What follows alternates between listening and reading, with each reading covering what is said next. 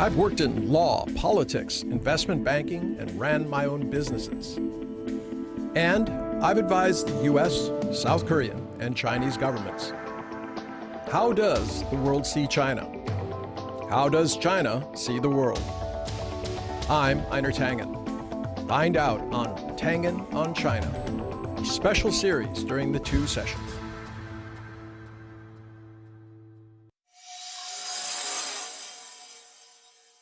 Under modern Judeo-Christian thought, human rights have developed based on the preeminence of self-determination, the pursuit of happiness and freedom, which puts the rights of the individuals slightly above responsibilities to society. In Asia, due to Buddhism, Confucianism, and Daoism, and in some cases differing levels of economics, human rights have more to do with the balance of rights of individuals and their responsibilities to the collective, be it family, friends, or country. In the Judeo-Christian democratic free market model, human rights require a ballot box, freedom of expression. In most of Asia, human rights are about safety, access to social services, economic opportunity, and responsibilities to the family, especially the young, the elderly, and society as a whole. In Asia, free markets are desired, but not seen as a panacea.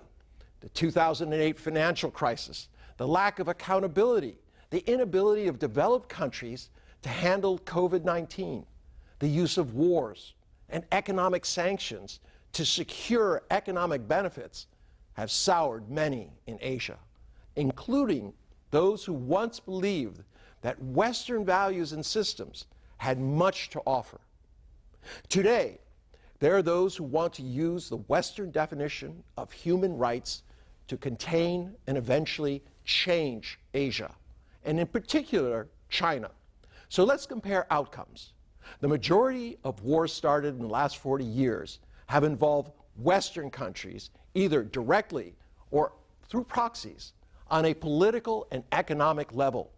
Western democracy and free markets have failed to deliver human rights, or competent, fair leadership, or markets. The ballot box has elected leaders who promised but didn't deliver, who talk about unity while they divide.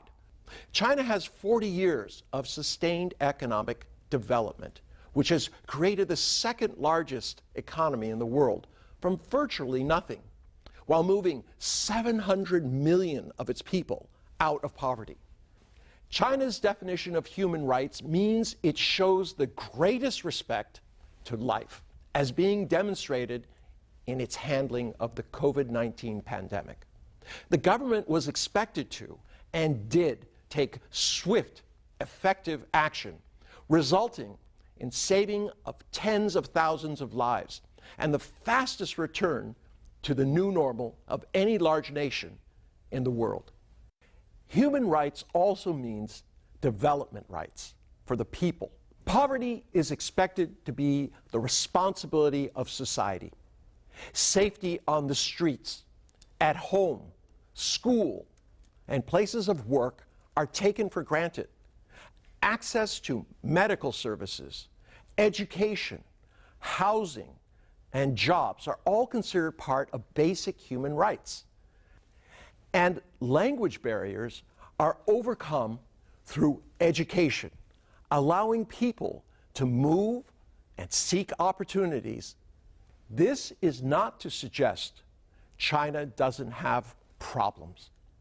It is far from a panacea, but steadily, year by year, it has been able to advance its economy and society in a way that has resulted in the highest government approval rating of any large country in the world.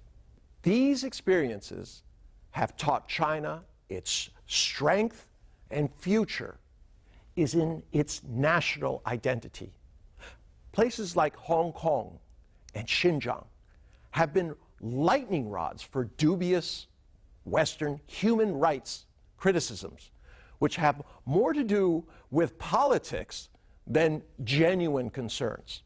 The reality is, China is simply doing what is necessary to give all of its areas a sense